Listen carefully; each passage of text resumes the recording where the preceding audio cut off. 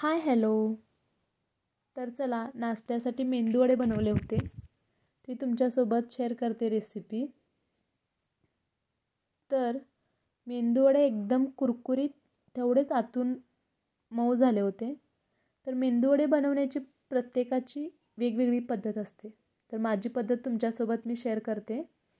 तर चला, 1 वाटी उडीद डाळ घेऊन मी 2-3 पाण्याने व्यवस्थित धुवून रात्रभरासाठी भिजत ठेवली होती. सकाळी उठून एकदम छान भिजली होती डाळ. तर मिक्सरच्या छोट्या भांड्यामध्ये घालून ती बारीक दळून घ्यायची आणि वाटलेली डाळ ही एका कटोरीमध्ये नाही तर बाउलमध्ये काढून घ्यायची. आणि मग आपल्याला जर हे वाटताना जर पाणी लागत असेल तर जे आपण डाळ भिजवतो ना त्याच्यामधलंच एखादा चमचा घ्यायचा. एखादा चमचाच घालायचा घातला असेल तर, नाहीतर नाही घातलं तरी चालतं. जास्त पाणी घातलं तर ते मिश्रण एकदम पातळ होतं आणि मग वडे म्हणजे व्यवस्थित होत नाहीत. म्हणजे पातळ होतं ना, त्यामुळे व्यवस्थित होत नाहीत. त्याच्यासोबत मी ओल्या नारळाची चटणी बनवली होती. तर ओल्या नारळाची चटणी आम्ही मेंदूवड्याबरोबर खातो. तुमच्याकडं काय काय मेंदूवड्याबरोबर खातात तेही मला नक्की कमेंट करून सांगा. तर ओल्या नारळाचे असे काप काढून घ्यायचे आणि ह्याच्यामध्ये मी चणा डाळ आणि उडीद डाळ थोड्याशा तेलामध्ये फ्राय करून घालते. तुम्ही ही डाळ अशी आपण चटणीला जेव्हा फोडणी देतो ना तेव्हा पण तुम्ही डाळ ही टाकू शकता. मी असं मिक्सरमध्येच फिरून घेते ही आणि फक्त जिरे मोहरीची पण फोडणी देते. असं करते मी. आणि याच्यामध्ये चवीपुरती मिरची घातली मी, जेवढं तिखट तुम्ही खात असाल त्या हिशोबाने. आणि खोबरं आणि शेंगदाणे पण घातलेत थोडेसे. आणि चणा डाळ आणि उडीद डाळ थोडीशी तेलामध्ये फ्राय करून घ्यायची. आणि मग थोडीशी त्याच्यामध्ये चिंच पण टाकले आहे मी. चिंच पण घालायची चटणीमध्ये आणि थोडंसं जिरं टाकलं आहे. 2 कढीपत्त्याची पानं पण टाकायची आणि मीठ टाकायचं चवीपुरतं. आणि कोथिंबीर पण मी याच्यामध्ये नंतर चिरून टाकते वरून. आता जे मिश्रण आपण वाटून ठेवलं होतं ना डाळीचं, त्याच्यामध्ये मी बारीक कट करून कढीपत्ता टाकलेला आहे, थोडीशी कोथिंबीर टाकली आहे, चवीपुरतं मीठ टाकलं आहे. तुम्हाला जर हवं असेल तर तुम्ही मिरचीसुद्धा ह्याच्यामध्ये टाकू शकता, हिरवी मिरची. छान चव येते. मग हे मिश्रण व्यवस्थित फेटून घ्यायचं. जेवढं तुम्ही मिश्रण हे फेटाल तेवढे तुमची मेंदूवडे एकदम कुरकुरीत होतील. त्यासाठी हे मिश्रण व्यवस्थित फेटून घ्यायचं.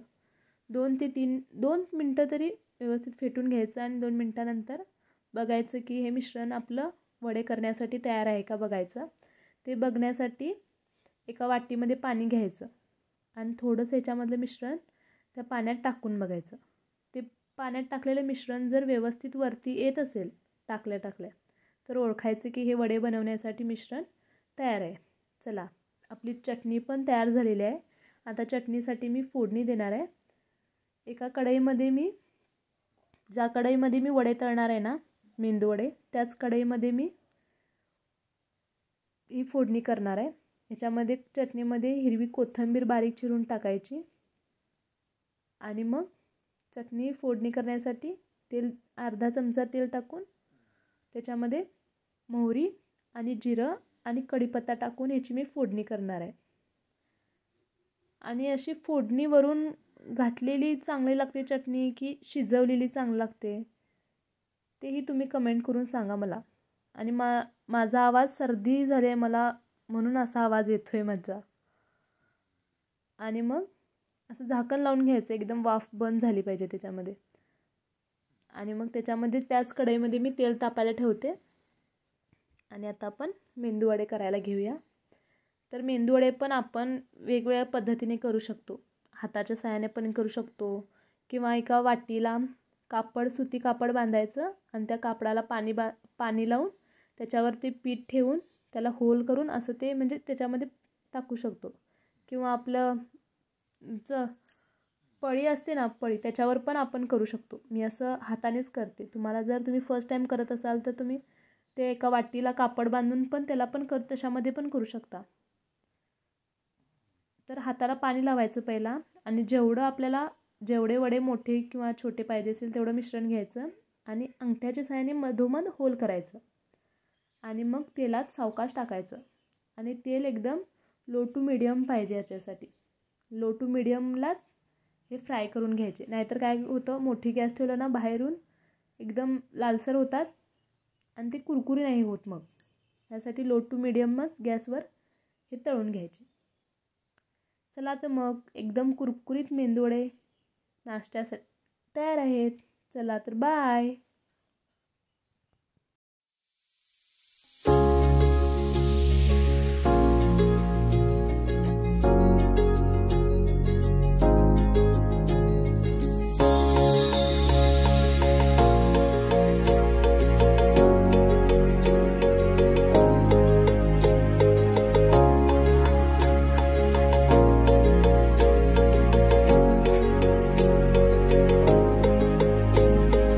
It's ASMR.